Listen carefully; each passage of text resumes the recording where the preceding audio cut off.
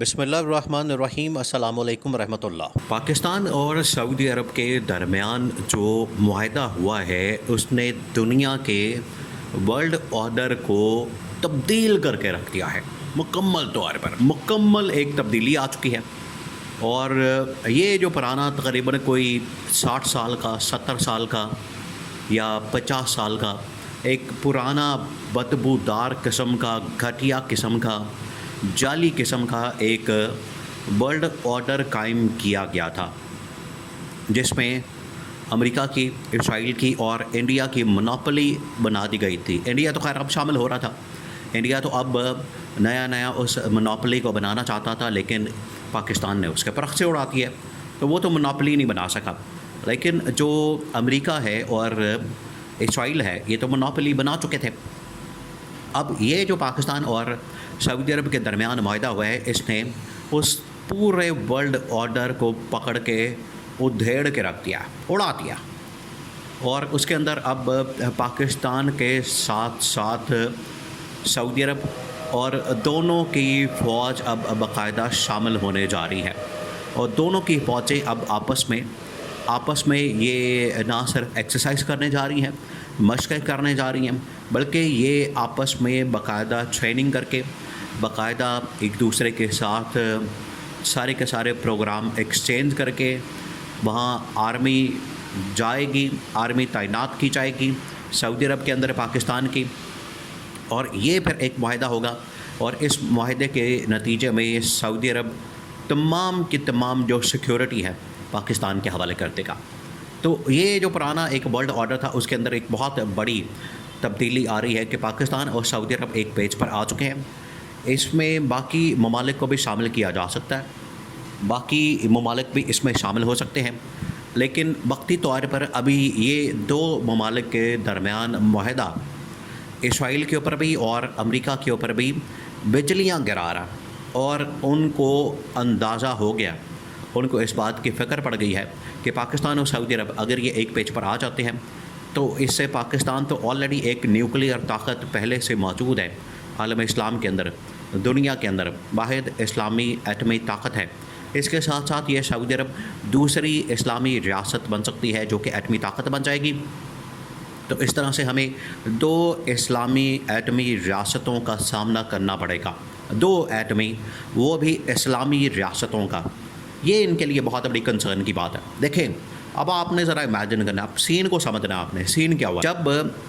سابق army chief general Raheel Sharif کو سعودی عرب کے اندر ایک اتحادی فورس کا سربراہ بنا دیا گیا تھا،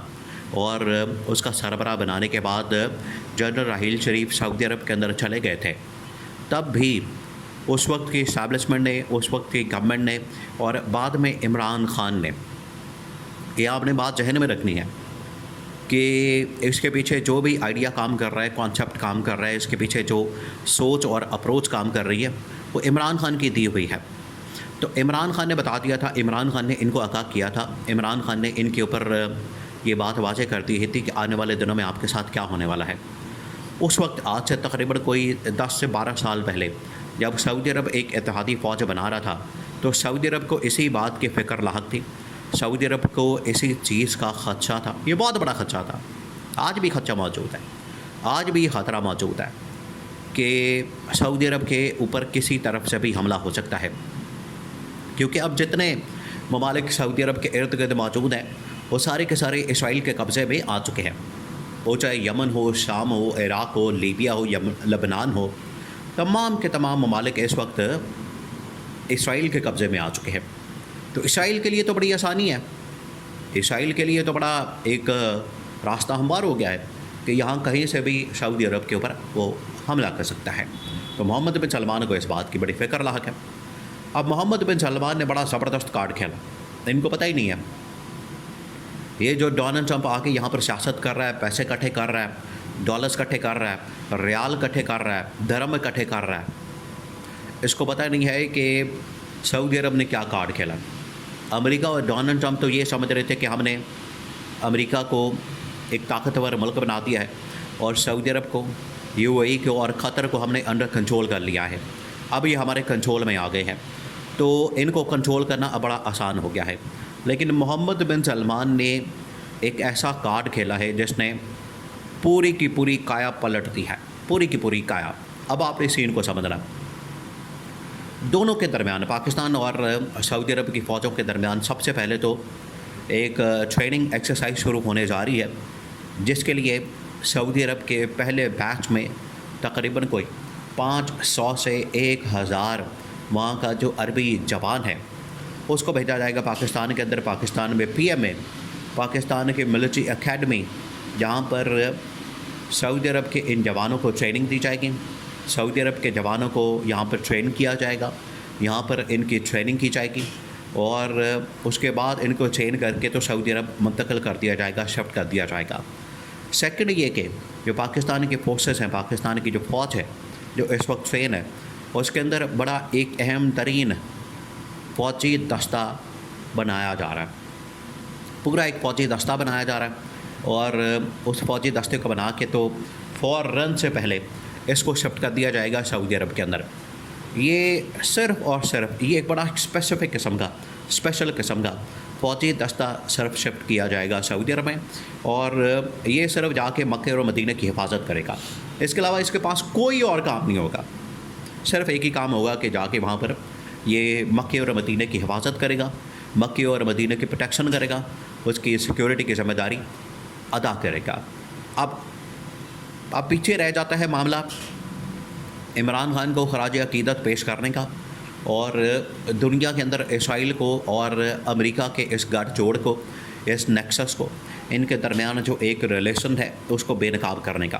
تو اس کے لیے محمد بن سلمان کی جانب سے army chief general Asim Munir کو اور شہباز شریف کو،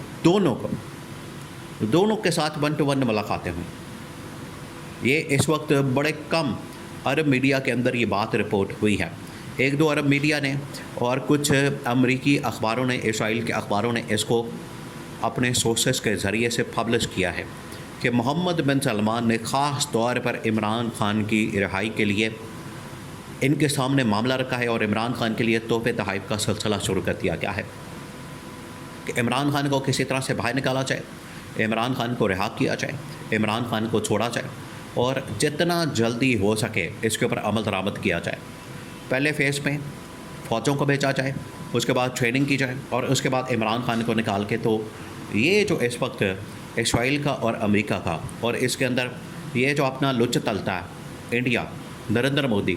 اس کو بھی بے نقاب کیا جائے، اور ان کا یہ جو پورا نیکسس ایک بن گیا ہے، ان کا آپس میں ایک کنیکشن بن گیا ہے، اور یہ چاہتے ہیں کہ ہماری ایک مونوپولی قائم ہو جائے۔ اس کو توڑنے کے لیے، بے نقاب کرنے کے لیے عمران خان سے بہتر کوئی بھی شخصیت نہیں ہو سکتی، یہ محمد بن سلمان مان چکے ہیں۔